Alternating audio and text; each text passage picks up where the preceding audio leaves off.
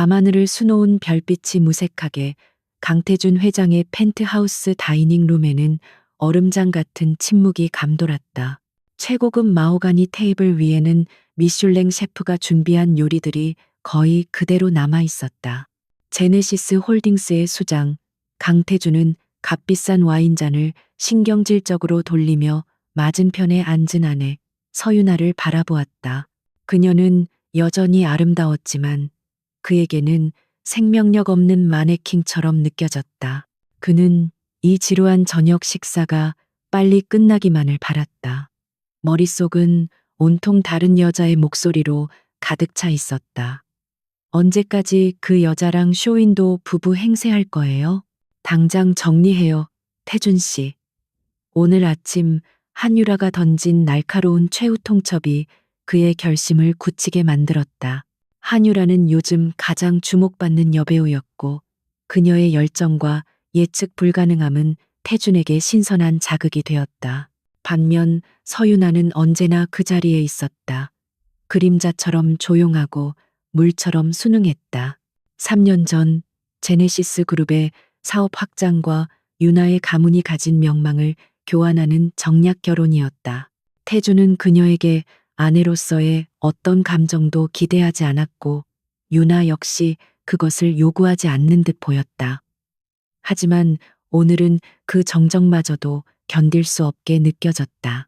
그가 거칠게 냅킨을 테이블에 내려놓자 작은 소리에도 윤아가 고개를 들었다. 그녀의 눈은 깊고 고요해서 태주는 종종 그 안에서 길을 잃는 듯한 불쾌감을 느꼈다. 그는 더 이상 망설이지 않기로 했다. 차갑게 식은 스테이크를 노려보며 그는 얼음 같은 목소리로 말했다. 우리 이혼하자. 그의 목소리는 100층 펜트하우스의 방음 시설을 비웃기라도 하듯 날카롭게 울렸다.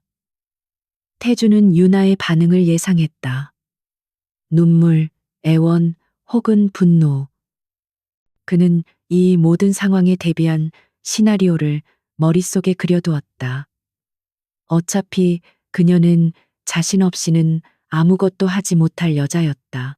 그가 제공하는 부와 지위가 없으면 그녀의 아름다움은 금세 시들 것이 뻔했다. 하지만 서윤아의 반응은 그의 예상을 완전히 빗나갔다. 그녀는 놀란 기색 없이 천천히 손에 든 포크와 나이프를 내려놓았다. 그리고는 실크 냅킨으로 입가를 우아하게 닦아냈다. 그 어떤 격정적인 감정의 동요도 그녀의 얼굴에서 읽을 수 없었다. 오히려 너무나도 평온한 모습이었다. 이유를 물어봐도 될까요? 그녀의 목소리는 떨림 하나 없이 맑았다. 그 차분함이 태준을 더욱 짜증나게 만들었다. 그는 마치 자신이 악역이 된 듯한 기분이 들었다. 그는 이 관계의 주도권을 쥐고 있는 쪽은 자신이어야 한다고 생각했다. 그는 의자 등받이에 몸을 깊숙이 기댔다. 이유는 당신도 잘 알 텐데 우린 처음부터 맞지 않았어. 난 더 이상 이 무의미한 결혼 생활을 유지하고 싶지 않아. 태주는 일부러 더 잔인하게 말했다. 그는 윤아의 완벽한 가면을 깨부수고 싶었다. 그녀가 감정을 드러내고 자신에게 매달리는 모습을 보고 싶었다. 그는 서류 가방에서 미리 준비해둔 이혼 서류 봉투를 꺼내 테이블 위로 밀었다. 위자료는 충분히 챙겨줄 생각이야. 당신이 평생 지금처럼 호화롭게 살 수 있을 만큼. 그러니 조용히 도장만 찍어. 그의 목소리에는 오만한 자신감이 가득했다. 돈이면 모든 것을 해결할 수 있다는 것이 그의 지론이었다. 윤아의 시선이 이혼 서류로 향했다. 이혼 합의서라는 굵은 글씨가 선명했다. 그녀는 지난 몇 달간 태준에게서 풍기던 낯선 향수 냄새와 늦은 밤 몰래 받던 전화들을 떠올렸다. 그녀는 한유라의 존재를 이미 알고 있었다. 그녀는 남편의 외도를 모르는 척했을 뿐 바보는 아니었다. 그녀는 단지 이 결혼이 언제까지 지속될 수 있을지 지켜보고 있었을 뿐이다. 태주는 초조하게 테이블을 손가락으로 두드렸다. 윤아가 서류를 집어들고 위자료 액수를 확인하며 경악하거나 혹은 더 많은 것을 요구하며 흥정을 시작할 것이라 예상했다. 그것이 그가 아는 세상이었고 그가 아는 여자들이었다.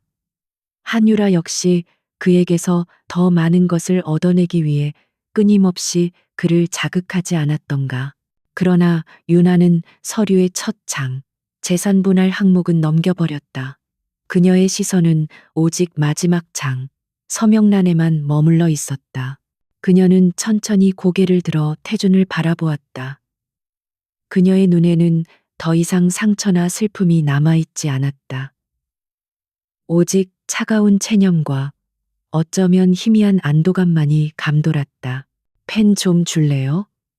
유나의 말에 태주는 순간 당황했다. 그는 예상했던 격렬한 저항 대신 너무나도 순순한 요구를 마주했다. 그는 잠시 멈칫하다가 자신의 만년필을 꺼내 건넸다. 그의 손에 들린 펜은 제네시스 홀딩스의 수많은 계약을 성사시킨 그의 권력의 상징 중 하나였다. 유나는 그 펜을 받아들었다. 그리고 망설임 없이 자신의 이름을 적어 내려갔다. 서유나, 그녀의 필체는 단정하고 힘이 있었다. 그녀가 마지막 획을 긋는 순간 태주는 설명할 수 없는 상실감을 느꼈다. 이것은 승리가 아니었다. 오히려 자신이 무언가를 놓치고 있다는 불길한 예감이었다. 그녀는 만년필을 닫아 태준에게 돌려주었다. 이제 됐나요? 그녀의 목소리는 여전히 평온했다. 태주는 자신의 계획이 너무나도 순조롭게 진행되었음에도 불구하고 전혀 기쁘지 않았다. 그는 아내의 이런 반응을 전혀 예상하지 못했다. 그녀의 이런 무심함은 그의 자존심에 미세한 균열을 일으켰다. 유나가 자리에서 일어섰다. 그녀는 테이블 위에 화려한 음식들이나 이 집을 가득 채운 값비싼 예술품들에는 조금의 미련도 없어 보였다. 한 가지 부탁이 있어요. 그녀가 처음으로 요구라는 것을 했다. 태주는 속으로 비웃었다. 결국 돈 문제일 것이라 생각했다. 말해봐. 원하는 게 뭐야? 역시 위자료가 부족했나? 그가 빈정거리듯 물었다. 유나는 그의 말을 무시한 채 창밖의 야경을 바라보았다. 수천 개의 불빛이 그녀의 눈동자에서 반짝였다. 그녀는 결혼 생활 내내 이 풍경을 바라보며 자신의 감정을 숨겨왔다. 아니요, 위자료는 한 푼도 필요 없어요. 그녀의 단호한 말에 태주는 눈을 크게 떴다. 그 서류에 적힌 모든 재산 분할 항목을 거부하겠어요. 내일 변호사를 통해 다시 전달하죠. 그녀가 이혼 서류의 재산 관련 부분을 찢어버리자 태주는 순간 말문이 막혔다. 지금 뭐 하는 거야? 태준의 목소리가 처음으로 흔들렸다. 그가 제공하는 막대한 부를 거부하다니. 이것은 그가 이해할 수 있는 범주의 행동이 아니었다. 유나는 그를 향해 돌아섰다. 그녀의 얼굴에 처음으로 희미한 미소가 떠올랐지만 그 미소는 칼날처럼 차가웠다. 당신은 날 한 번도 제대로 본 적이 없군요, 강태준 씨. 그녀는 더 이상 그를 여보라고 부르지 않았다. 이건 이혼이 아니에요. 이건 해방이에요. 그녀는 그 말을 남기고 다이닝룸을 나갔다. 태주는 그녀의 뒷모습을 멍하니 바라보았다. 그는 유나가 방으로 들어가 값비싼 보석이나 명품 가방들을 챙길 것이라 생각했다. 하지만 10분 뒤 그녀는 작은 여행 가방 하나만을 들고 내려왔다. 그녀가 결혼 전부터 가지고 있던 낡았지만 기품 있는 가방이었다. 그녀는 이 집에 들어올 때와 마찬가지로 단출한 모습이었다. 유나는 현관에서 잠시 멈춰섰다. 당신이 준 모든 것은 이 집에 두고 가요. 내게 필요한 건 내 것뿐이니까. 그녀는 마지막으로 태준을 바라보았다. 그 눈빛은 더 이상 순종적인 아내의 것이 아니었다. 그것은 낯선 사람의 눈빛이었고 동시에 자유를 되찾은 자의 눈빛이었다. 문이 닫히는 소리가 적막한 펜트하우스를 울렸다. 태주는 홀로 남겨졌다. 그는 손에 쥔 이혼 서류를 내려다보았다. 모든 것이 그의 뜻대로 이루어졌다. 이제 그는 한유라와 자유롭게 만날 수 있었다. 하지만 가슴 한구석이 이상하게도 텅 비어버린 기분이었다. 그는 방금 자신이 무엇을 잃었는지 깨닫지 못했다. 다음 날 아침, 제네시스 홀딩스 100층에 위치한 회장실은 아침 햇살로 눈부셨다. 강태준은 최고급 원두로 내린 커피를 마시며 어젯밤의 일을 복기했다. 서윤아의 예상 밖의 태어남이 잠시 그를 혼란스럽게 했지만 하룻밤이 지나자 그는 이내 평소의 오만함을 되찾았다. 그는 그것이 충격에 의한 일시적인 허세이거나 더 많은 것을 얻어내기 위한 고도의 전략일 것이라 결론 내렸다. 그는 비서를 통해 그룹 법무팀의 김 변호사를 호출했다. 김 변호사는 재계의 더러운 이혼 소송을 도맡아 처리해온 베테랑이었다. 어제 전달한 서류, 서윤아 씨가 서명했어. 태준이 창밖을 내다보며 말했다. 그의 목소리에는 승리감마저 감돌았다. 그는 자신이 이 게임을 완벽하게 통제하고 있다고 믿었다. 하지만 재산 분할 항목을 거부하더군. 아마 더 큰 금액을 원하는 모양이야. 태준이 얕잡아 보듯 웃었다. 김 변호사가 오늘 중으로 다시 만나. 내가 제시한 금액의 2배를 불러. 대신 어떤 추가 이의도 제기하지 않고 언론의 입을 다무는 조건으로. 그에게 돈은 무기가 아닌 모든 문제를 해결하는 만능 열쇠였다. 회장님, 혹시 사모님께서, 아니, 서윤아 씨께서 변호사를 선임했다는 연락은 없었습니까? 김 변호사가 조심스럽게 물었다. 그는 어젯밤 윤아가 보인 반응이 일반적인 이혼 소송의 전조와는 다르다는 것을 직감했다. 변호사? 그 여자 혼자서는 아무것도 못해. 뻔한 수작이지. 태주는 단언했다. 같은 시각 서윤아는 김 변호사의 사무실이 있는 법무법인 건물 로비에 들어섰다. 그녀는 화려한 변호인단 대신 어제 그 펜트하우스를 나설 때 입었던 단정한 베이지색 트렌치코트 차림 그대로였다. 그녀의 등장은 요란한 법적 다툼을 예상했던 김 변호사를 당황하게 만들었다. 그녀에게서는 피해자의 불안감이나 보복심 따위는 찾아볼 수 없었다. 김 변호사는 태준의 지시대로 수정된 합의서를 내밀었다. 회장님께서 서윤아 씨의 입장을 고려하여 위자료를 대폭 상향 조정하셨습니다. 이 정도면 업계 최고 수준입니다. 그는 윤아가 금액을 확인하고 만족의 미소를 짓거나 혹은 더한 욕심을 부릴 것이라 예상했다. 윤아는 서류를 받았지만 금액이 적힌 부분은 아예 펼쳐보지도 않았다. 그녀는 가방에서 어젯밤 태준이 내밀었던 원본 합의서를 꺼냈. 재산 분할 항목이 찢겨나간 그 서류였다. 저는 이혼을 합의하러 온 것이지 거래하러 온 것이 아닙니다. 변호사님. 그녀의 목소리는 차분했지만 강철 같은 의지가 담겨 있었다. 무슨 말씀이신지. 김 변호사의 노련한 얼굴에 처음으로 당혹감이 스쳤다. 강태준 씨가 제안하는 돈 단 한 푼도 받지 않겠습니다. 이 서류에 적힌 모든 재정적 지원을 공식적으로 거부합니다. 윤아는 김 변호사의 눈을 똑바로 바라보며 말했다. 그녀의 눈빛은 흔들림이 없었다. 김 변호사는 이런 경우를 본 적이 없었다. 수천억 원대의 자산을 포기하겠다는 말이었다. 서윤아 씨, 지금 감정적으로 결정하실 문제가 아닙니다. 이것은 당신의 법적 권리입니다. 이 정도 규모의 재산을 포기하는 것은 그는 태준의 아내가 사실은 세상 물정 모르는 순진한 여자가 아닐까 생각했다. 제 권리요? 윤아가 희미하게 웃었다. 제 권리는 지난 3년간 충분히 짓밟았다고 생각하는데요. 저는 제 권리를 돈으로 보상받고 싶지 않습니다. 저는 오직 제 자유만을 원합니다. 그녀는 단호하게 선을 그었다. 그녀에게 이 돈은 보상이 아니라 족쇄의 또 다른 형태일 뿐이었다. 그녀는 자신이 가져온 서류의 빈 공간에 몇 자를 적어 내려갔다.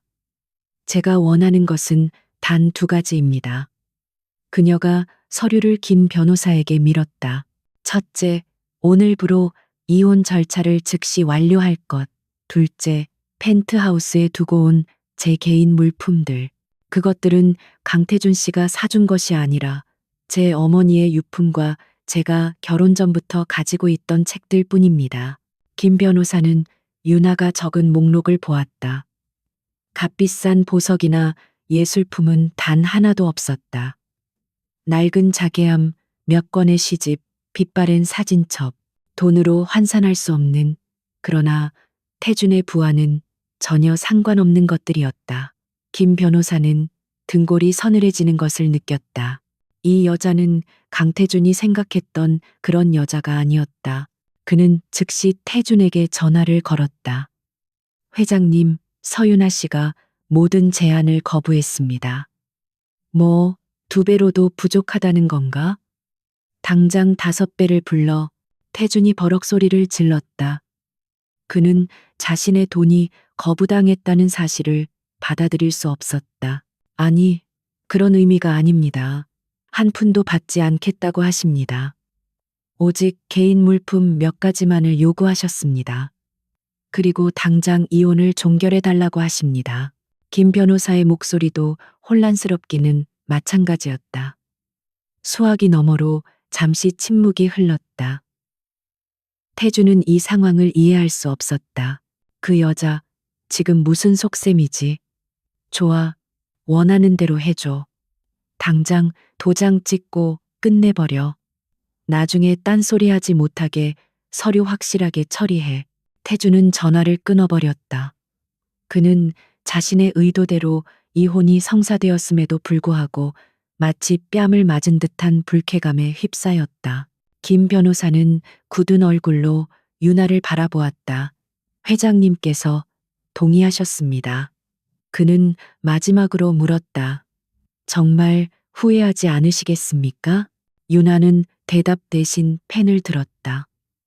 그녀는 어젯밤 태준의 펜이 아닌 김 변호사의 사무실에 비치된 평범한 볼펜을 쥐었다.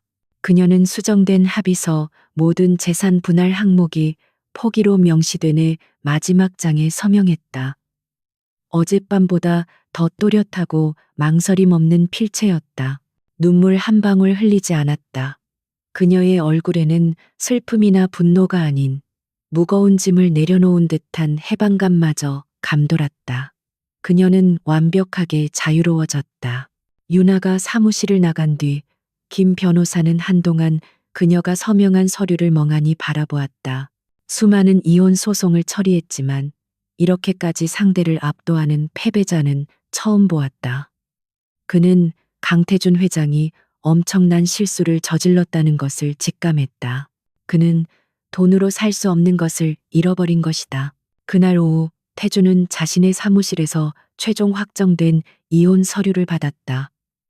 서윤아라는 이름 옆에 찍힌 깔끔한 도장과 서명이 눈에 들어왔다. 모든 것이 끝났다. 그는 이제 공식적으로 자유의 몸이 되었고 한유라에게 당당하게 갈 수 있었다. 그는 안도의 한숨을 내쉬려 했다. 하지만 예상했던 안도감 대신 차갑고 낯선 감정이 그의 가슴을 채웠다. 공허함이었다. 그녀가 자신의 막대한 부를 쓰레기처럼 거부했다는 사실이 그가 가진 모든 것의 가치를 부정하는 것처럼 느껴졌다. 그것은 그의 오만한 자아에 대한 정면 도전이었다. 그녀의 이런 결단력과 무관심은 그가 알던 서윤아의 모습이 아니었다. 그는 지난 3년간 자신이 누구와 함께 살았는지 문득 궁금해졌다. 그녀의 조용한 수능은 복종이 아니라 그저 무관심이었을까? 태주는 고개를 저었다. 쓸데없는 생각이야. 그는 중얼거렸다. 그는 서류를 책상 서랍 깊숙이 던져 넣었다. 그리고 즉시 한유라에게 전화를 걸었다. 유라야, 나야, 오늘 저녁. 아니, 당장 보자. 모든 게 끝났어. 그는 애써 밝은 목소리를 냈지만 마음 한구석에 심어진 작은 의심의 씨앗은 이미 싹을 틔우기 시작했다. 그는 자신이 완벽하게 승리했다고 생각했지만 그 승리는 이상하게도 씁쓸했다. 이혼 서류에 잉크가 마르기도 전에 강태준은 한유라를 펜트하우스로 불러들였다. 그는 자신이 되찾은 자유를 만끽하고 싶었다. 한유라는 승리자의 당당한 미소를 지으며 펜트하우스의 거대한 현관으로 들어섰다. 그녀는 유나가 신었던 실내화 따위는 무시한 채 아찔한 높이의 스틸레토 힐을 신고 대리석 바닥을 또각거리며 걸었다. 와, 드디어 이 지긋지긋한 유령의 집 주인이 바뀌었네. 유라는 과장된 몸짓으로 거실 중앙에 섰다. 그녀는 유나의 취향이 깃든 차분한 베이지색 소파를 발끝으로 툭 치며 말했다. 이런 건 다 갖다 버려야 해. 너무 칙칙하잖아. 여긴 전부 레오파드 무늬로 바꿔야겠어. 태주는 그녀의 그런 대담하고 솔직한 점에 끌렸었다. 하지만 자신의 완벽하게 정돈된 공간이 그녀의 시끄러운 목소리와 값싼 향수 냄새로 채워지는 순간 그는 미묘한 불쾌감을 느꼈다. 그는 이 집이 유령의 집이 아니라 가장 효율적이고 안정적인 베이스 캠프였다는 사실을 애써 외면했다. 첫날 밤은 혼란 그 자체였다. 유라는 밤늦게까지 친구들을 불러 시끄러운 음악과 함께 파티를 즐겼다. 최고급 와인이 바닥에 쏟아지고 웃음소리가 복도를 울렸다. 태주는 이런 열기를 원했지만 막상 그 중심에 서 있자니 머리가 지끈거렸다. 그는 서재로 피신하려 했지만 유라는 그를 붙잡고 놓아주지 않았다. 다음 날 아침 태주는 익숙한 시간에 눈을 떴지만 모든 것이 낯설었다. 항상 정확한 시간에 침대 옆에 준비되어 있던 따뜻한 물과 오늘의 일정 브리핑이 사라졌다. 그의 수트는 드레스룸에 걸려 있었지만 어젯밤 유라가 벗어던진 드레스와 뒤엉켜 구겨져 있었다. 그는 미간을 찌푸리며 아래층으로 내려갔다. 주방은 재앙에 가까웠다. 이 집에서 10년 넘게 일해온 오 집사장은 어젯밤의 흔적을 치우느라 진땀을 빼고 있었다. 태주는 항상 7시 정각에 완벽하게 차려진 아침 식사를 받았다. 하지만 오늘은 텅 빈 식탁만이 그를 맞이했다. 오 집사장, 내 아침 식사는? 태준이 신경질적으로 물었다. 오 집사장은 난처한 표정을 지었다. 죄송합니다, 회장님, 한유라 씨께서 주방 스태프들에게 아침 일찍 깨우지 말라고 하셔서. 바로 그때 유라가 가운 차림으로 비틀거리며 내려왔다. 아, 자기야, 일어났어? 난 좀 더 잘래. 어제 너무 달렸잖아. 유라는 태준의 뺨에 건성으로 입을 맞추고는 냉장고에서 물을 꺼내 마셨다. 그녀는 오 집사장을 위아래로 훑어보더니 말했다. 아줌마, 나 숙취 해소제 좀 사와요. 그리고 점심엔 파스타. 크림 듬뿍 넣어서. 오 집사장의 얼굴이 굳어졌다. 유나는 단 한 번도 직원들에게 아줌마라고 부르거나 사적인 심부름을 시킨 적이 없었다. 태주는 이 모든 상황이 마음에 들지 않았지만 자신이 선택한 것이기에 애써 불만을 눌러 참았다. 그는 결국 아침 식사도 거른 채 굳은 얼굴로 출근해야 했다. 회사에서의 시간은 그에게 유일한 안식처가 되었다. 하지만 퇴근 시간이 다가올수록 그는 펜트하우스로 돌아가기가 망설여졌다.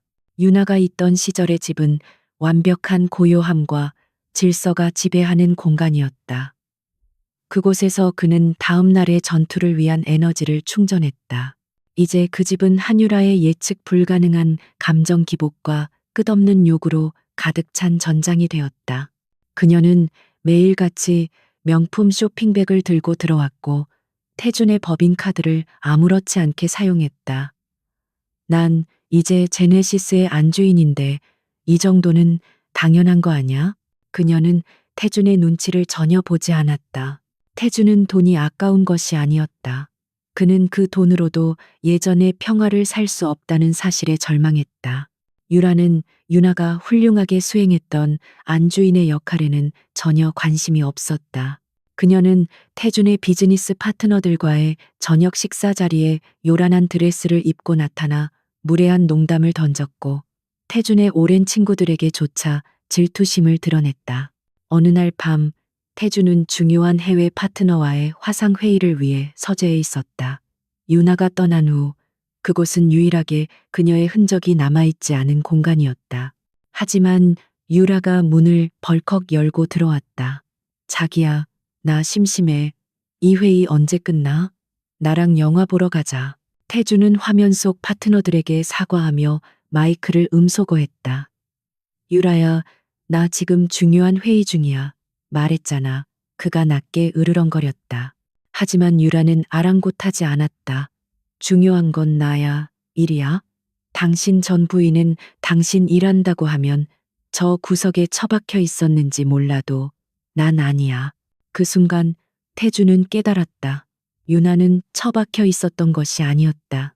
그녀는 그의 성공을 위해 기꺼이 자신의 존재감을 지우고 그가 최고의 컨디션을 유지할 수 있도록 모든 것을 지원하고 있었던 것이다. 그녀가 유지했던 집안의 질서와 평화는 그저 주어진 것이 아니었다. 유라의 천박함과 이기심은 날이 갈수록 태준을 지치게 만들었다. 그녀는 훌륭한 정부였지만 끔찍한 파트너였다. 그녀는 태준이 가진 것을 공유하길 원했지만 그가 그것을 지키기 위해 치르는 대가에는 무관심했다. 그녀는 오직 소비할 뿐 기여하지 않았다. 태준은 점점 더 늦게 귀가했다. 텅 빈 회장실에서 홀로 야경을 내려다보는 시간이 늘어났다. 그는 문득 유나를 떠올렸다. 그녀는 지금 어디서 무엇을 하고 있을까? 그 막대한 위자료를 거부하고 떠난 여자. 그녀는 정말 아무것도 없이 사라졌다. 그가 유나에게서 느꼈던 지루함은 사실은 안정감이었다. 그가 생명력 없음이라고 치부했던 그녀의 고요함은 사실 모든 것을 통제하고 있는 자의 여유였다. 그는 자신이 얼마나 어리석었는지 깨닫기 시작했다. 그는 다이아몬드를 냅킨처럼 버리고 반짝이는 유리 조각을 집어든 것이었다. 펜트하우스는 더 이상 그의 성체가 아니었다. 그곳은 값비싼 가구들로 채워졌지만 그 중심에는 거대한 공허함이 자리 잡고 있었다. 서유나가 떠난 자리는 한유라의 요란함으로도 채워지지 않았다. 그것은 물리적인 공간의 문제가 아니었다. 그것은 태준의 영혼에 생긴 구멍이었다. 그는 처음으로 자신이 잃어버린 것의 무게를 실감했다. 강태준이 자신의 텅 빈 성에서 혼란을 겪는 동안 서유나는 서울의 한적한 비즈니스 지구에서 새로운 삶을 시작하고 있었다. 그녀가 선택한 곳은 제네시스 타워의 위압적인 유리 궁전이 아니었다. 오래된 은행 건물을 개조한 고풍스러운 멋이 흐르는 5층짜리 건물의 꼭대기 층이었다. 헬레나 인베스트먼트, 헬레나 인베스멘티라는 작은 황동 명패가 그녀의 새로운 시작을 알리고 있었다. 그녀는 강태준이 생각했던 것처럼 무일푼에 버림받은 아내가 아니었다. 그녀는 그에게 단 한 번도 자신의 진짜 배경에 대해 말한 적이 없었다. 그녀의 가문은 몰락한 것이 아니라 스스로 화려한 재계의 중심에서 물러나 예술과 학문의 영역에서 깊은 영향력을 행사하고 있었다. 태주는 그녀를 그저 명망 있는 가문의 꽃 정도로 여겼지만 그녀는 그 명망이 돈이 아닌 지식과 안목에서 나온다는 것을 굳이 설명하지 않았다. 이혼과 동시에 그녀는 할아버지에게 물려받았으나 결혼 생활 동안 묻어두었던 막대한 유산을 자유롭게 운용할 수 있게 되었다. 그것은 현금뿐만 아니라 수세대에 걸쳐 축적된 예술품과 지금은 가치를 헤아릴 수 없는 구도심의 부동산들을 포함하고 있었다. 태주는 자신의 부에 취해 아내가 가진 진정한 자산의 가치를 단 한 번도 알아보려 하지 않았다. 헬레나는 그녀가 직접 지은 이름이었다. 세상에서 가장 아름다웠지만 결국 거대한 전쟁의 불씨가 되었던 여인의 이름. 하지만 유나의 헬레나는 달랐다. 그녀는 남성들의 욕망에 의해 좌우되는 존재가 아니라 스스로 전략을 세우고 전쟁을 지휘하는 주체가 될 것이라는 다짐이었다. 그녀는 투자와 디자인 컨설팅을 결합한 부티크 회사를 설립했다. 그녀의 사무실은 그녀 자신을 닮아 있었다. 불필요한 장식은 없었지만 모든 가구와 소품은 최고의 안목으로 선택된 것들이었다. 그녀는 더 이상 긴 머리를 단정하게 쪽지지도 남편의 취향에 맞는 수동적인 드레스를 입지도 않았다. 어깨까지 오는 단발머리는 활동적이었고 잘 재단된 바지 정장은 그녀의 지적인 카리스마를 부각시켰다. 그녀는 소규모지만 업계 최고로 평가받는 분석가와 디자이너들로 팀을 꾸렸다. 그녀가 팀원들에게 처음 제시한 전략은 뜻밖이었다. 우리는 제네시스와 경쟁하지 않습니다. 우리는 그들이 버린 것들을 주울 겁니다. 회의실 스크린에는 제네시스 홀딩스가 지난 1년간 사업성 부족으로 거절한 스타트업과 프로젝트 리스트가 띄워졌다. 강태준 회장은, 아니, 강 회장은 거대합니다.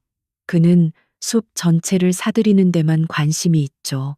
하지만 그는 숲을 이루는 가장 중요한 나무들, 그 나무의 뿌리가 가진 잠재력은 보지 못합니다.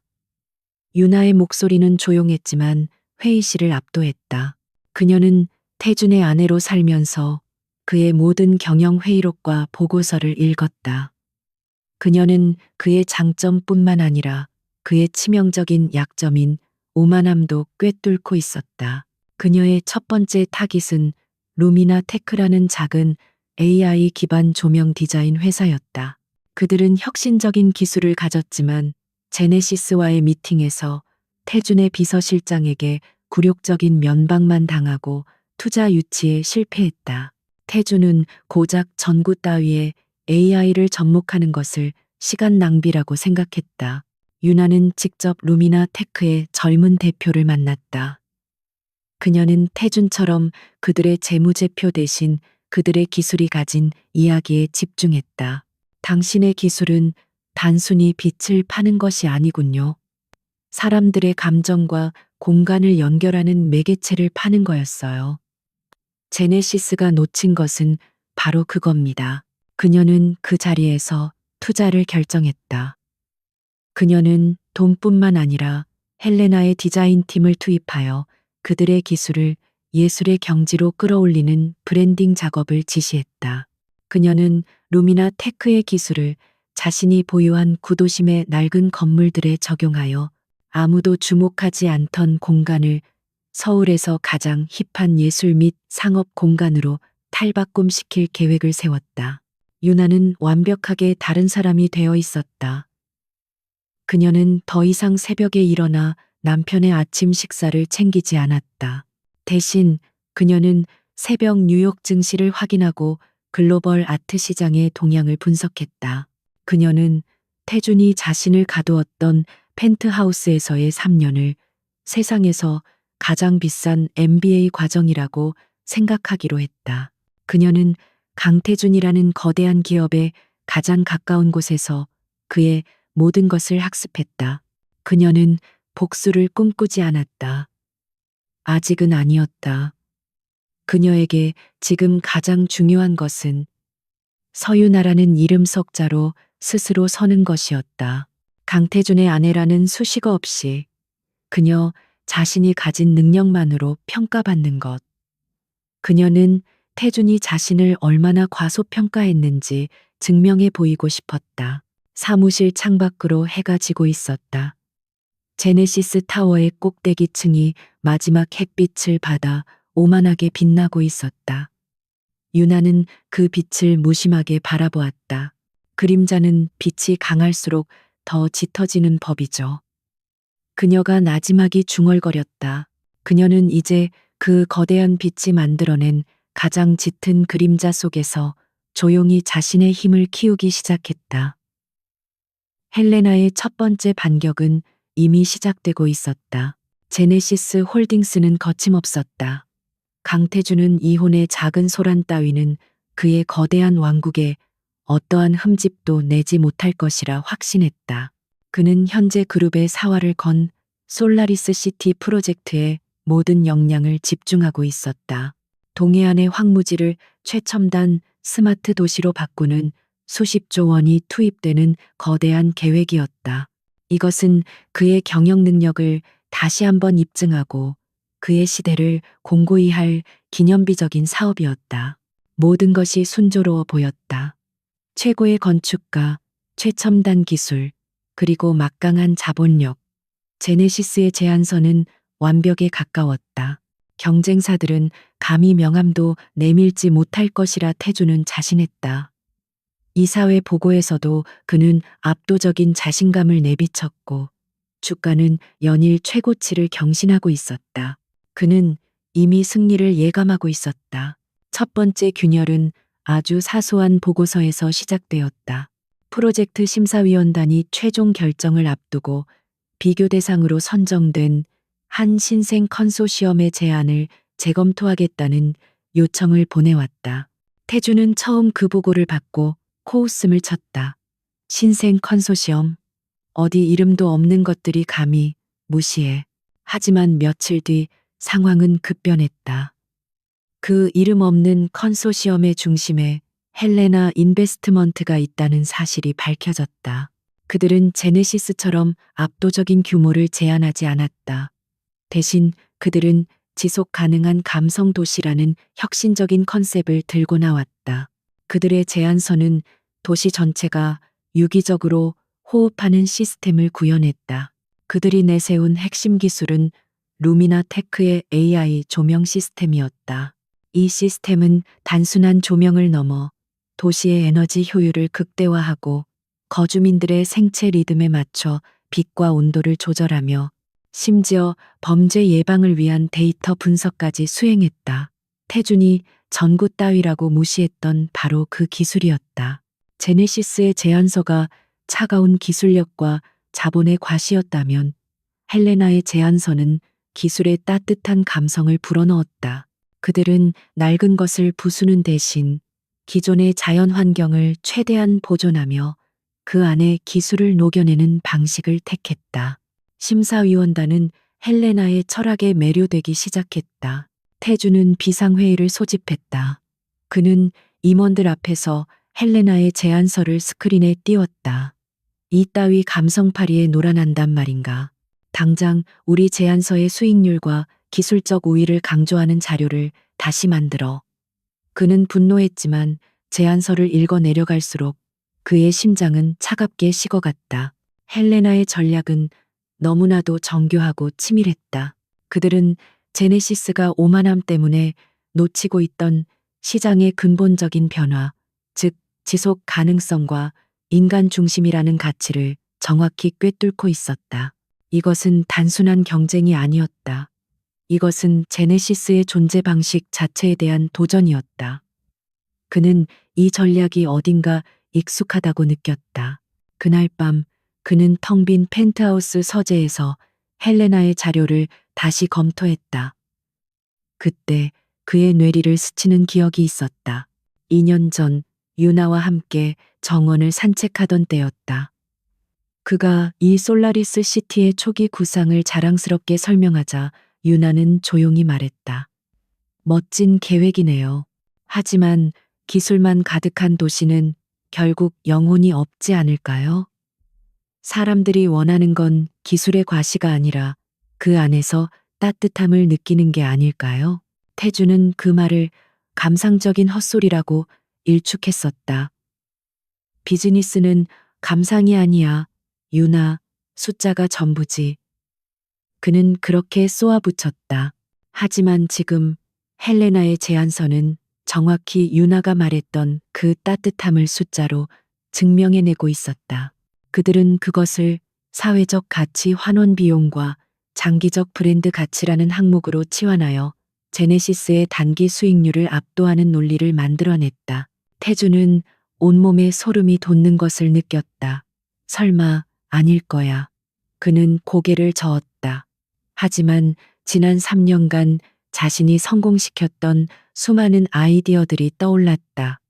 직원 복지 개선안, 친환경 패키징 도입, 문화예술 지원 사업. 그 모든 것들은 그가 무심코 넘겼던 유나와의 대화 속에서 나온 단서들이었다. 그는 자신이 유나의 통찰력을 훔쳐왔다는 사실을 깨달았다. 그는 그녀를 꽃으로만 여겼지만 사실 그녀는 그의 가장 유능한 전략가였다. 그의 자존심에 금이 가기 시작했다. 그는 처음으로 압박이라는 것을 느꼈다. 그는 자신이 유나라는 안전망 위에서 아슬아슬한 고개를 하고 있었다는 것을 몰랐다. 이제 그 안전망이 사라지자 그는 혼자 힘으로 균형을 잡아야 했고 이미 휘청거리고 있었다. 설상가상으로 그가 이 비즈니스 위기를 수습하기도 전에 한유라가 거대한 사고를 쳤다. 그녀는 태준의 법인카드로 구입한 슈퍼카를 몰고 청담동 한복판에서 음주운전 사고를 냈다. 그녀는 차에서 내려 피해자에게 고함을 지르며 내가 누군지 알아? 나 제네시스 강태준 회장 여자야. 라고 소리쳤고 이 모든 장면이 행인의 휴대폰에 찍혀 인터넷으로 생중계되었다. 다음 날 아침 모든 신문의 일면은 솔라리스 시티가 아닌 제네시스 회장의 여자, 음주운전 갑질이라는 자극적인 제목으로 도배되었다. 제네시스 홀딩스의 주가는 폭락하기 시작했다. 이사회는 긴급 소집되었고 태주는 사면초가에 몰렸다. 솔라리스 시티 프로젝트의 실패 위기는 그의 전략적 판단력을 의심하게 만들었고 한유라의 스캔들은 그의 사적인 도덕성과 경영자로서의 자질까지 문제 삼게 만들었다. 완벽했던 그의 왕국에 첫 번째 폭풍이 몰아치기 시작했다. 태주는 회장실 의자에 깊숙이 몸을 묻었다.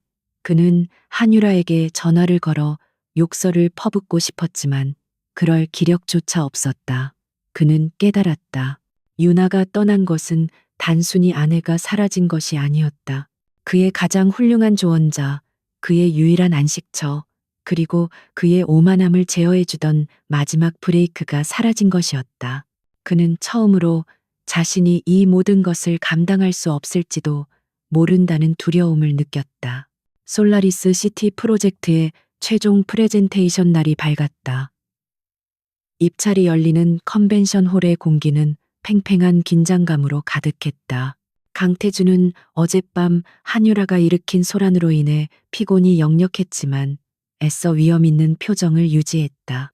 한유라의 스캔들과 헬레나 컨소시엄의 예기치 못한 선전으로 제네시스의 입지는 흔들리고 있었다. 오늘 이 자리에서 그는 자신의 건재함을 그리고 제네시스의 압도적인 힘을 증명해야만 했다. 그는 이사회와 투자자들의 의심 어린 시선을 느끼며 앞자리에 앉았다. 그는 헬레나라는 신생 기업이 감히 자신의 아성에 도전했다는 사실 자체에 불쾌감을 느꼈다. 그는 여전히 헬레나의 제안을 철학이라는 이름으로 포장한 아마추어의 감상적인 작품이라 폄하하고 있었다. 그는 제네시스의 자본력과 기술력으로 이 불안한 판도를 뒤집을 수 있다고 확신했다. 그럼 다음 순서는 헬레나 인베스트먼트 컨소시엄의 최종 발표가 있겠습니다. 사회자의 목소리가 울리고 태주는 조소 어린 표정으로 무대를 바라보았다. 어떤 학자풍의 몽상가나 혹은 패기만 넘치는 젊은 사업가가 등장할 것이라 예상했다.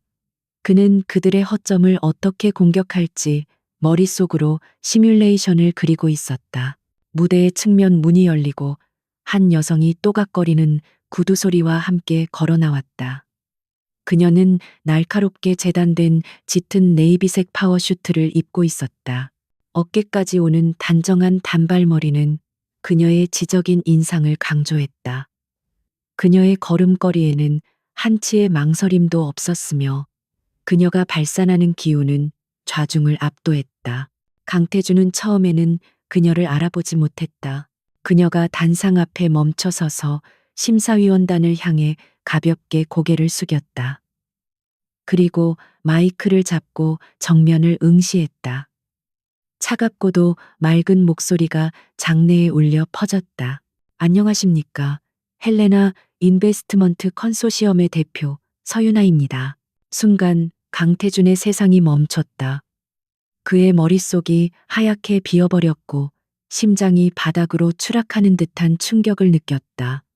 저 여자가 서윤아라고, 그가 경멸하고 무시했던 자신의 그림자에 불과했던 아내. 아니, 저 여자는 그가 알던 서윤아가 아니었다. 그녀는 낯선 사람이었다. 자신감 넘치고 냉철하며 무대 중앙의 스포트라이트를 두려워하지 않는 완벽한 지휘자였다. 태주는 얼어붙은 채 그녀를 바라보았다. 그는 3년 동안 한 번도 그녀를 제대로 본 적이 없었다는 것을 깨달았다. 그녀의 고요함 속에 숨겨진 강인함을, 순종적인 태도 뒤에 감춰진 날카로운 지성을 그는 단 한 번도 알아보려 하지 않았다. 그는 자신이 얼마나 치명적인 오판을 했는지 깨달았다. 유나는 발표를 시작했다. 그녀는 단 한 번도 태준이 앉아 있는 쪽으로는 시선을 주지 않았다. 그녀의 시선은 오직 심사위원단과 스크린에만 고정되어 있었다. 그녀의 발표는 제네시스가 제시한 기술적 수치들을 정면으로 반박했다. 그녀는 제네시스의 제안서를 속속들이 꿰뚫고 있는 듯 했다. 제네시스는 여러분에게 숫자를 약속했습니다. 더 높은 건물, 더 빠른 속도, 더 많은 이윤을 말입니다. 그녀의 목소리는 힘이 있었다. 하지만 그들은 가장 중요한 질문을 빠뜨렸습니다. 누구를 위한 도시인가? 그녀는 룸이나 테크의 기술을 시연하며 기술이 어떻게 사람들의 감정과 연결되고 공동체를 형성하며 에너지를 절약하는지를 시각적으로 보여주었다. 그녀의 프레젠테이션은 단순한 사업 계획이 아니라 미래 도시에 대한 하나의 완결된 철학이었다. 그녀는 제네시스의 제안서가 가진 치명적인 약점 인간성의 부재를 정확하게 파고들었다. 태주는 그녀가 2년 전 자신에게 했던 말을 떠올렸다. 기술만 가득한 도시는 영혼이 없다던 그 말. 그는 그 말을 짓밟았지만 그녀는 그 말을 현실로 구현해냈다. 발표의 마지막 순간 유나는 스크린을 끈 채 심사위원들을 바라보았다. 도시는 건설자의 오만함을 기리는 기념비가 되어서는 안 됩니다. 도시는 그곳에 사는 사람들을 위한 따뜻한 집이 되어야 합니다. 제네시스는 여러분께 유리와 강철로 만든 화려한 새 장을 제안했습니다. 저희 헬레나는 여러분께 살아 숨쉬는 유기적인 집을 제안합니다. 장내에는 잠시 침묵이 흘렀다. 이윽고 심사위원석에서부터 우레와 같은 박수갈채가 터져 나왔다. 심사위원들은 감탄과 흥분으로 서로 고개를 끄덕이고 있었다. 강태준은 그들의 표정을 읽었다. 그는 자신이 졌다는 것을 직감했다. 완벽하게 패배했다. 그는 무대 위의 여성을 망연자실하게 바라보았다. 그가 버린 아내, 그가 한 푼도 필요 없다며 떠나보낸 그 여자가 지금 수십조 원이 걸린 프로젝트에서 그의 앞을 가로막고 서 있었다. 그 순간 태준의 가슴을 꿰뚫은 것은 사업적 패배감이 아니었다. 그것은 뒤늦게 밀려오는 뼈저린 후회였다. 유나는 심사위원들에게 정중하게 인사한 뒤 자신의 노트를 챙겨 무대에서 내려왔다. 그녀는 태준의 좌석 옆을 지나갔다. 찰나의 순간 두 사람의 시선이 허공에서 마주쳤다. 그녀의 눈에는 그 어떤 감정도 담겨 있지 않았다. 마치 길에서 마주친 낯선 사람을 보는 듯한 차갑고 무심한 눈빛이었다. 태주는 숨이 멎는 것 같았다. 그는 본능적으로 손을 뻗어 그녀를 붙잡고 싶었지만 몸이 움직이지 않았다. 그녀는 그렇게 그를 스쳐 지나갔다. 강태주는 컨벤션 홀을 어떻게 빠져나왔는지 기억하지 못했다. 그는 100층 자신의 집무실로 돌아와 통유리 창밖으로 펼쳐진 도시를 멍하니 내려다보았다. 그의 도시, 그가 지배한다고 믿었던 서울이 오늘따라 유난히 낯설게 느껴졌다. 머릿속에서는 서윤아의 목소리가, 그녀의 자신감 넘치는 표정이, 그리고 마지막에 그를 스쳐 지나가던 그 차가운 눈빛이 반복해서 재생되었다. 헬레나, 그는 그 이름의 의미를 이제야 깨달았다. 그가 버린 아내는 잿더미 속에서 다시 태어난 불사조였다. 아니, 그녀는 처음부터 불사조였지만 그가 3년 동안 좁은 새장 속에 가둬두고 그것을 잊고 있었던 것이다. 그녀의 모든 통찰력을 훔쳐 제국을 건설해 놓고 정작 그 주인을 내쫓은 것은 자신이었다. 그는 뼈저린 상실감과 함께 그녀라는 존재에 대한 무서운 집착이 피어오르는 것을 느꼈다. 그의 분노는 우선 가장 손쉬운 대상에게로 향했다. 그는 곧장 펜트하우스로 향했다. 그가 솔라리스 시티 입찰에서 역사적인 패배를 당했다는 뉴스가 이미 보도되었지만 한유라는 소파에 누워 태평하게 손톱을 다듬고 있었다. 그녀는 태준이 들어서는 것도 모른 채 짜증 섞인 목소리로 불평했다. 자기야, 왔어. 내 스캔들 도대체 언제 막아줄 거야? 변호사들 뭐 한대? 나 지금 드라마 캐스팅도 다 취소되게 생겼다고.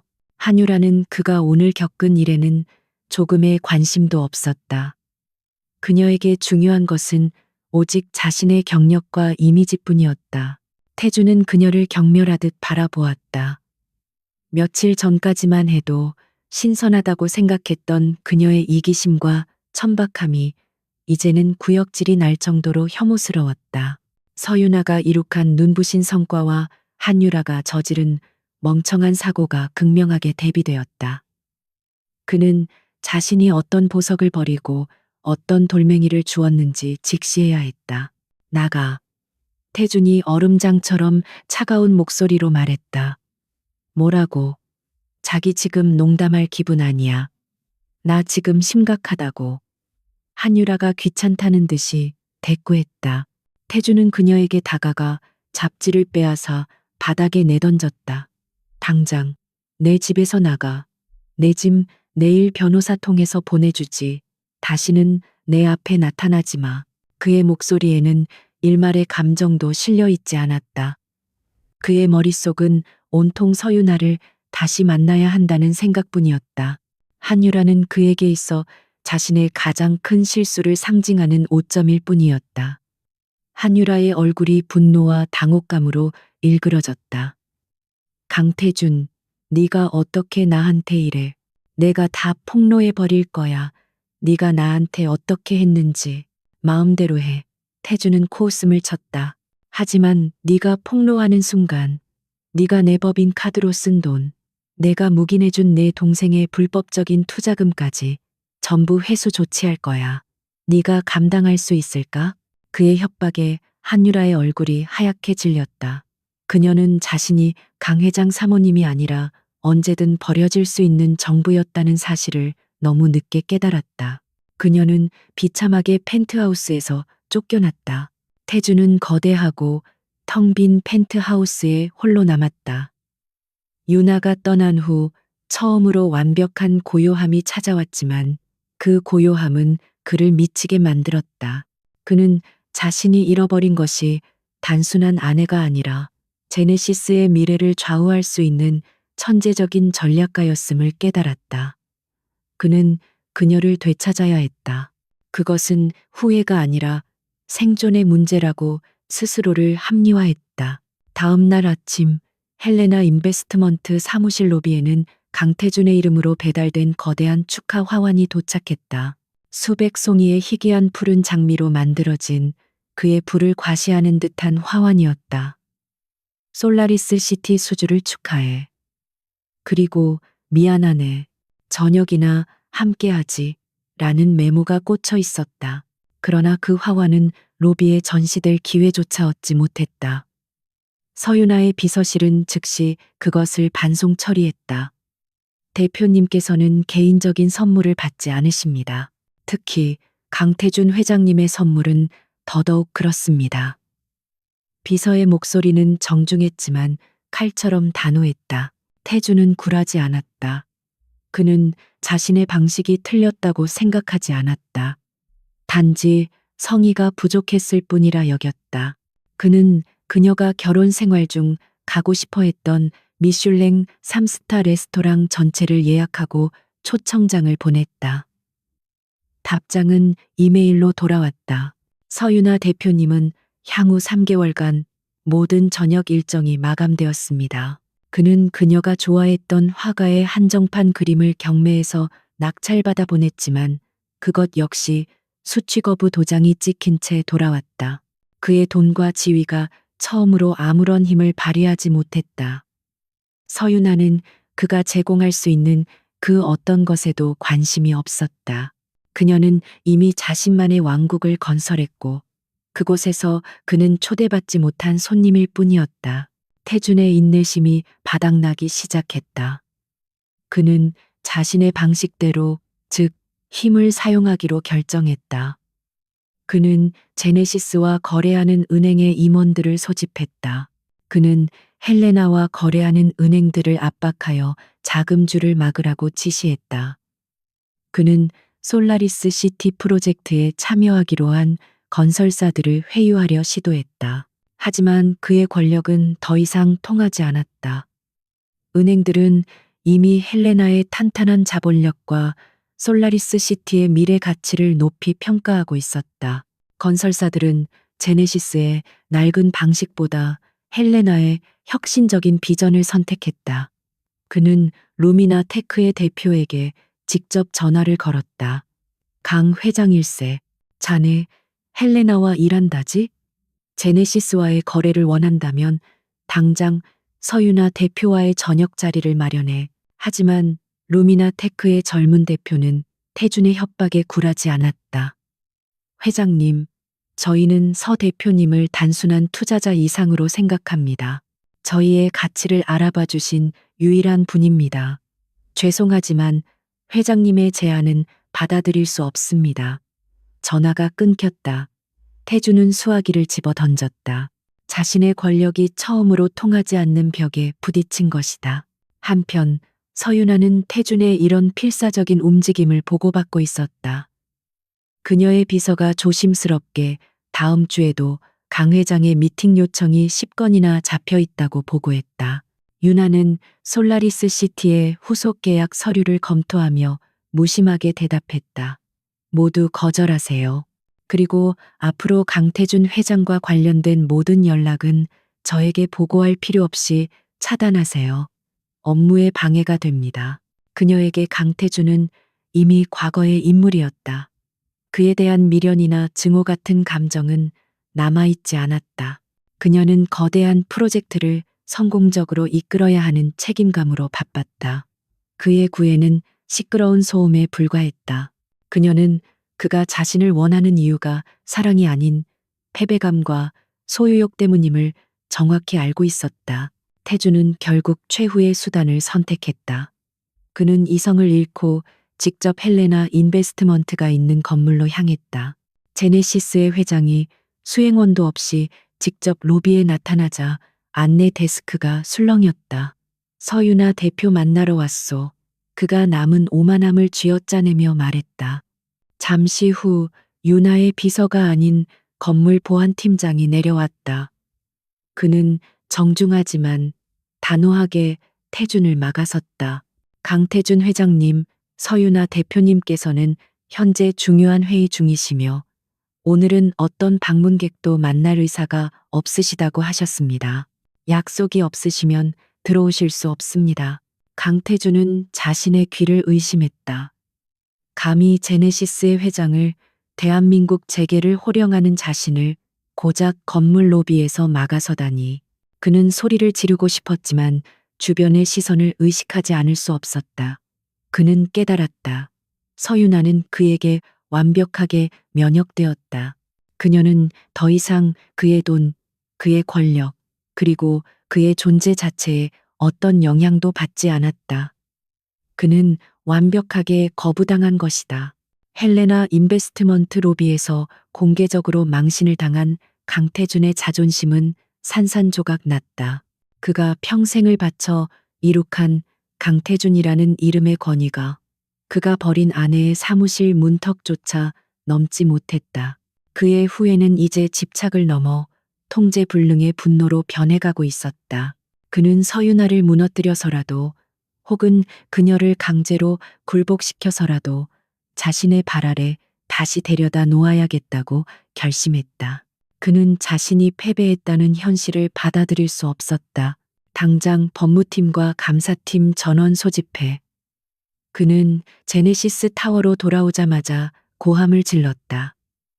헬레나 인베스트먼트, 그리고 서윤아에 대한 모든 것을 샅샅이 뒤져.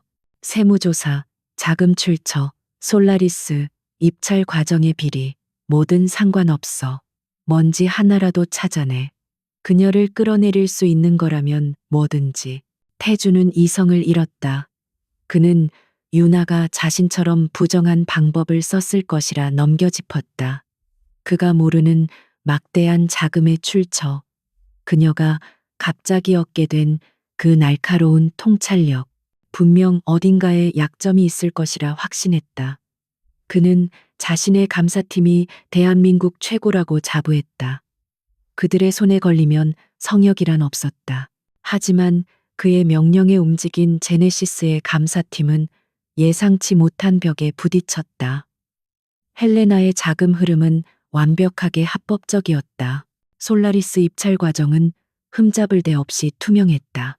그들은 헬레나를 파헤칠수록 그 회사가 서윤아라는 한 개인의 천재적인 안목과 그녀 가문이 오랫동안 축적해온 막대한 문화 자산을 기반으로 세워졌다는 사실만을 확인할 뿐이었다. 한편 서윤아는 태준의 이런 움직임을 즉각 파악했다. 그녀의 정보망은 태준이 상상하는 것 이상으로 촘촘했다. 그녀는 태준이 자신을 압박하기 위해 제네시스의 자원을 불법적으로 동원하고 있다는 것을 알게 되었다. 그녀는 이 지긋지긋한 괴롭힘을 끝내야 할 때가 왔다고 판단했다. 그녀는 복수를 원한 적이 없었다. 하지만 그녀의 새로운 시작을 지키기 위해서라면 더 이상 자비를 베풀 수 없었다. 그녀는 금고 깊숙한 곳에 보관해 두었던 USB 하나를 꺼냈다. 그것은 그녀가 3년간의 결혼 생활 동안 강태준의 아내로서 조용히 수집한 보험이었다. 그녀는 태준의 오만함이 언젠가 그 자신을 무너뜨릴 것을 알고 있었고, 그 불똥이 자신에게 튀는 것을 막기 위해 최소한의 방어막을 준비해 두었던 것이다. 그녀는 그 증거를 태준에게 보내지 않았다. 그에게 보내는 것은 협상이나 애원을 의미할 뿐이었다. 그녀는 제네시스 홀딩스의 사회이사들, 특히 그룹의 양심으로 불리며 강태준의 독주를 유일하게 견제할 수 있었던 원로 감사위원장에게 직접 암호화된 파일을 전송했다. 그 시각 강태준은 자신의 감사팀으로부터 헬레나에 대한 어떤 혐의점도 찾지 못했다는 실망스러운 보고를 받고 있었다. 바로 그때 그의 집무실 문이 거칠게 열리고 감사위원장이 격분한 얼굴로 들어섰다. 그의 손에는 태블릿 PC가 들려 있었다. 강 회장, 이게 다 무슨 소리인가? 태블릿 화면에는 태준이 그토록 보고 싶어 했던 비리의 증거들이 가득했다. 하지만 그것은 헬레나 엘레 것이 아니었. 그것은 바로 한유라가 제네시스에서 저지른 천문학적인 규모의 횡령과 배임의 증거들이었다. 태준은 눈을 의심했다.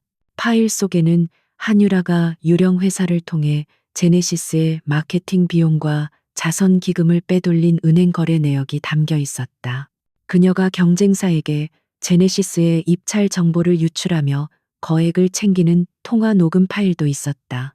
태준이 한유라의 매력에 눈이 멀어 그녀가 가져오는 모든 결제, 서류에 생각 없이 서명해 주었던 바로 그 프로젝트들이었다.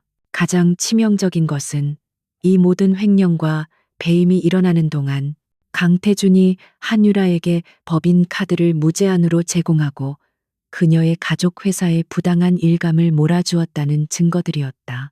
그것은 회장의 묵인 혹은 공모 없이는 불가능한 일이었다. 태준은 자신이 사랑에 눈이 멀어 저지른 짓이 단순한 스캔들이 아니라 그룹 전체를 뒤흔들 범죄였음을 깨달았다. 이걸 어디서? 태준의 목소리가 떨렸다. 감사위원장은 차가운 목소리로 대답했다. 서윤아 대표께서, 아니, 전 사모님께서 직접 보내셨네. 그룹의 미래를 위해서 회장께서 더 이상 개인적인 감정으로 회사를 위기에 빠뜨리는 것을 막아달라고 하시더군. 태준의 머릿속 모든 것이 무너져 내렸다. 그는 그제야 모든 조각을 맞출 수 있었다. 유나는 알고 있었다. 이혼을 요구받던 그날 밤에도 그녀는 이 모든 사실을 알고 있었다. 그녀는 한유라가 자신을 배신했을 뿐만 아니라 자신의 회사까지 좀먹고 있다는 것을 알고 하지만 그녀는 그 증거를 이용해 그를 협박하거나 이혼 위자료를 더 뜯어내려 하지 않았다. 그녀는 그저 조용히 떠났다. 그녀는 이 카드를 쓸 생각이 없었다. 그가 그녀를 가만히 내버려 두었다면, 그가 솔라리스 시티에서의 패배를 인정하고 물러났다면 그는 자신이 얼마나 오만하고 어리석었는지 깨달았다. 그는 유나가 아무것도 몰라서 순순히 물러난 것이 아니라 모든 것을 알았기에 그를 경멸하며 떠났다는 것을 깨달았다.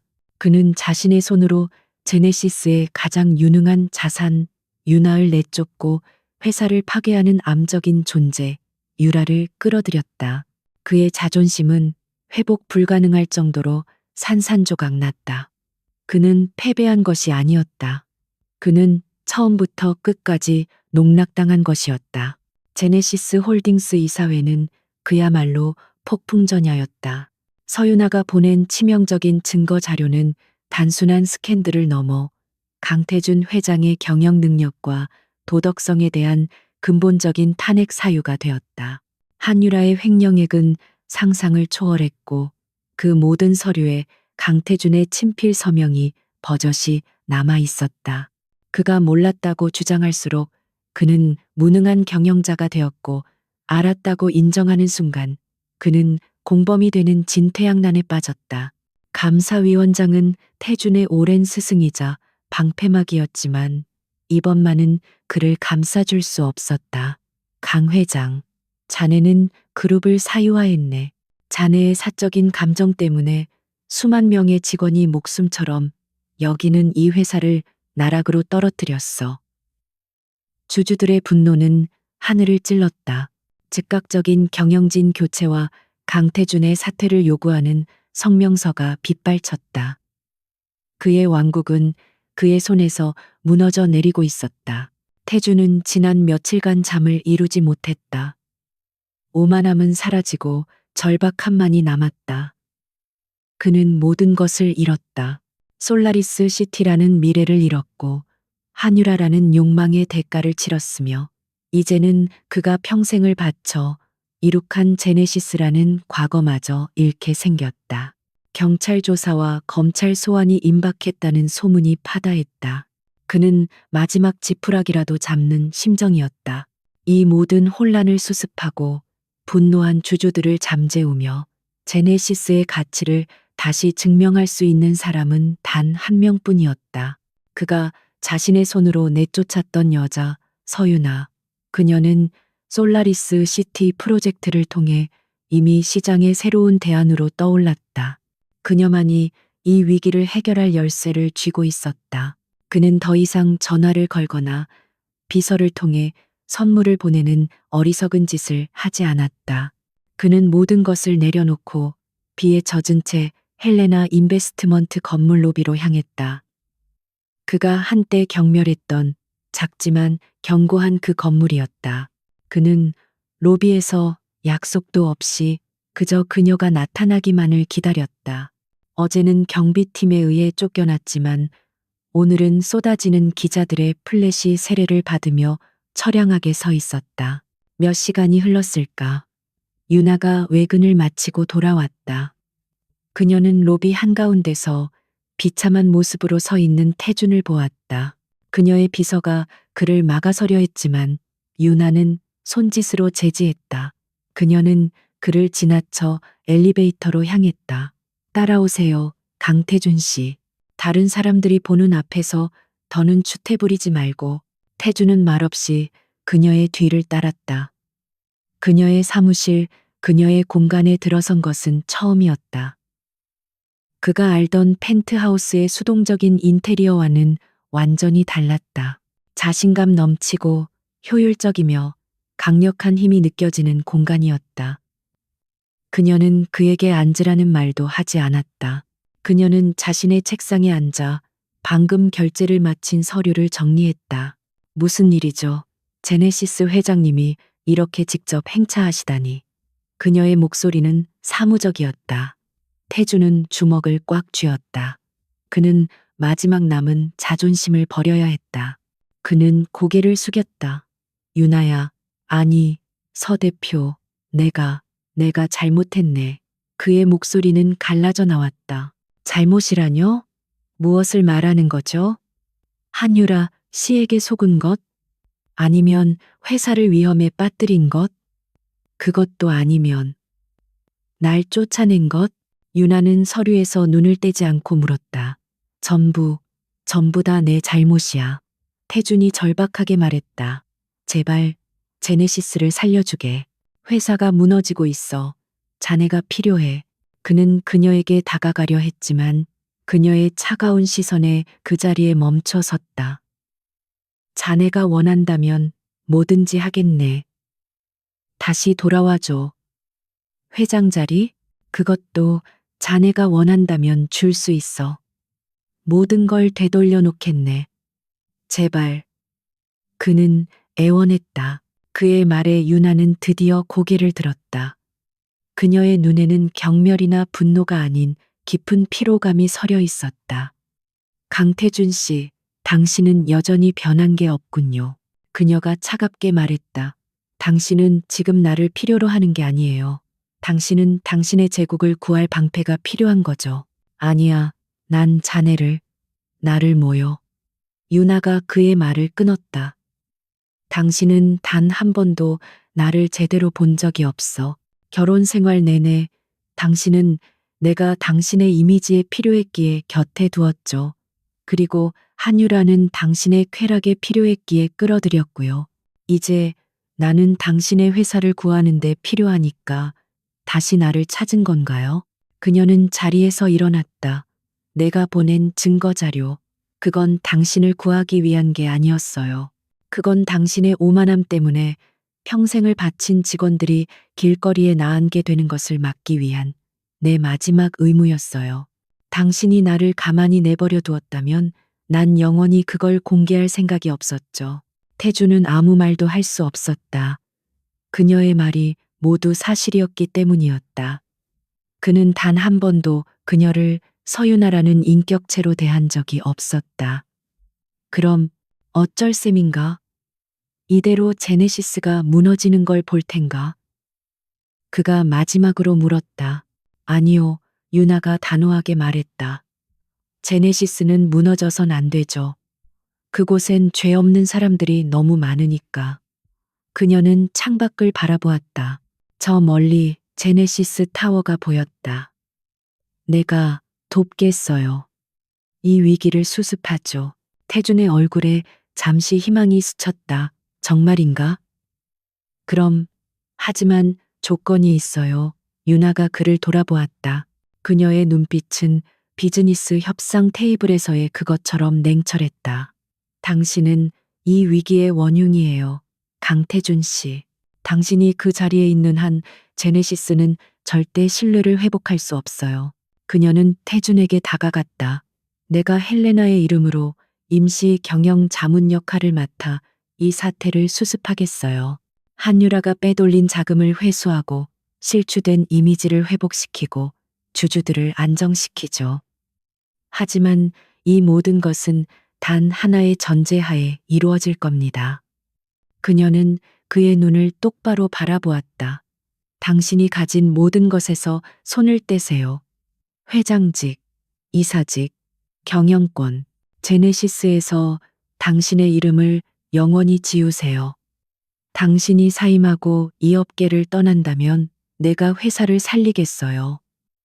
그게 내 유일한 조건입니다. 태주는 숨이 멎었다. 그녀는 그에게 목숨을 구걸할 기회를 준 것이 아니었다. 그녀는 그의 심장을 내놓으라고 요구하고 있었다.